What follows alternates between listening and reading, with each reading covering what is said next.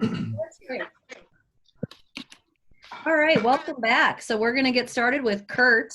Curt Fuszard is the Executive Director of Reach a Child. Reach a Child provides children's books and backpacks to first responders in Wisconsin. So they comfort children they encounter in crisis situations.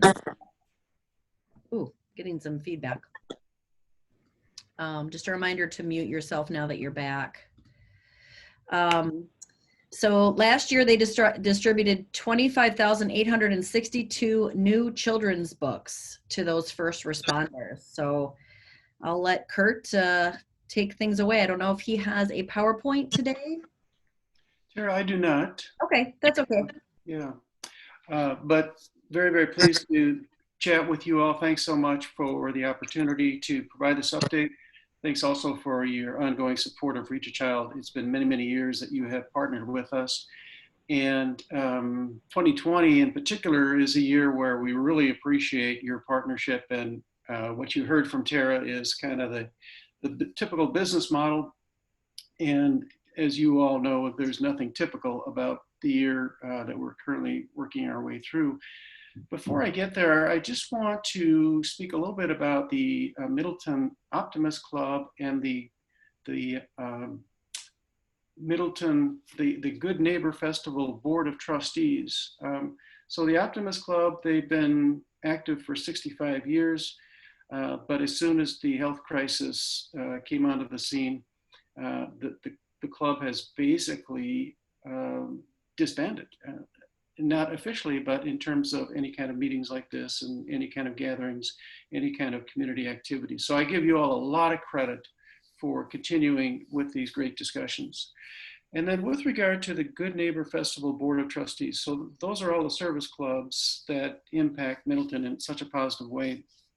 And you may know that the Westtown/Middleton Rotary Club joined that group about 2, maybe 3 years ago. And so they're an active participant with us and helping us with what would normally be Festival Week at the end of August, but helping us with a series of virtual events that will take place starting August 24th. So wonderful people in that club, as you all know.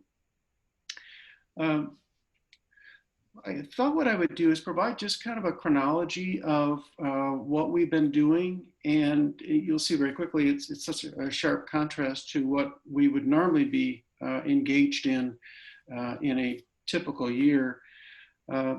Once the health crisis entered, so this is, let's say, mid-March, we had a lot of constraints. There were so many things that we really couldn't do, like go around and visit the first responder departments across the state. So one of the things that we did was reach out to the Middleton Cross Plains Area School District and went to their lunch program. So 9 different sites around the Middleton area. And I would visit one of those each day and provide books, free children's books to the families that showed up. That didn't last very long because then the Safer at Home order came into place and we were kindly asked to not continue with that activity. In late March, we partnered with the Fitchburg Fire Department with the thought that we would provide backpacks filled with children's books and the firefighters would take them and place them on the mailboxes of the families that had school-aged children. The libraries were closed, the schools were closed. It was just very difficult for families to get books for the children. They decided that they wanted to wait on that. And so we waited a few weeks. And one of the things that we did in that time frame was partner with the Madison Reading Project. It's a wonderful organization. They needed books, so they came to our office and gathered up 1,500 brand new children's books that have since been distributed. So that was a win for them, and we were happy to participate.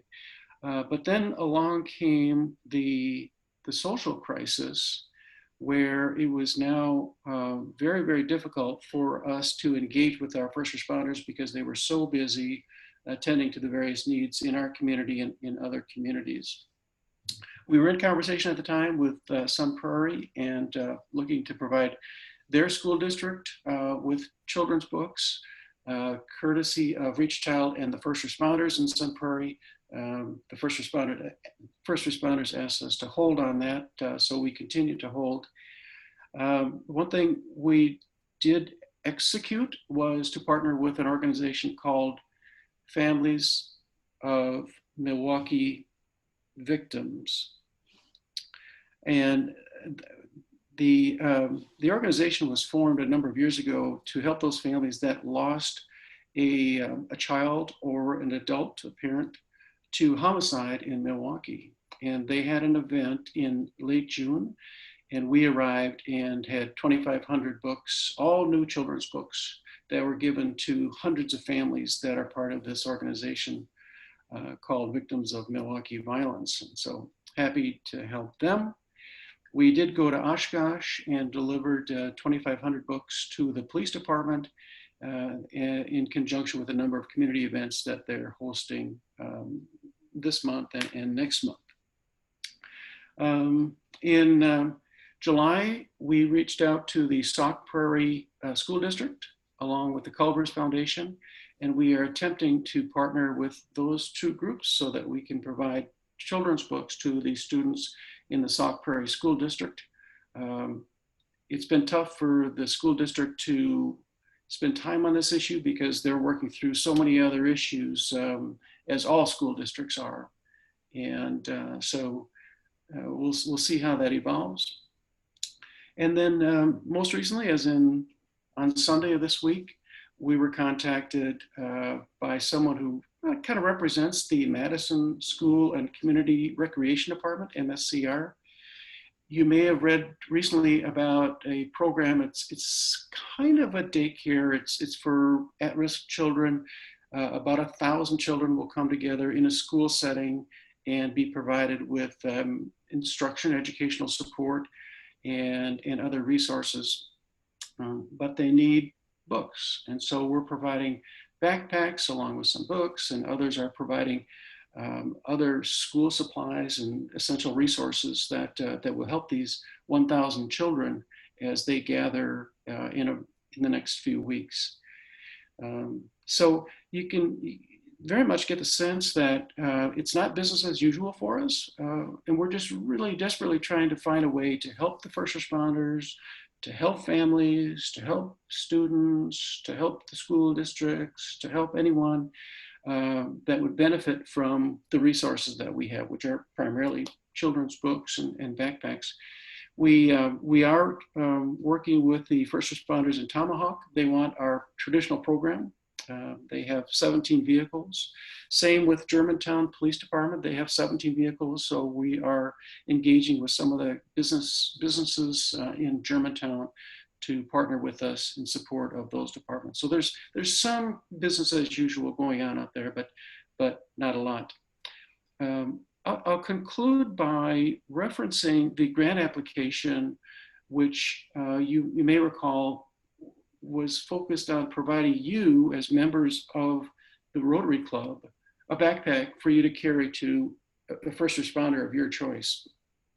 It's something that we were excited about, continue to be excited about, but again, I want to take my guidance from you as an organization as to whether that still makes sense here in 2020, if we want to put it off to a later date, or if you'd like us just to continue with the other elements of our mission in support of the communities that we serve. So look forward to your guidance on that, but thank you so much for your partnership and your support.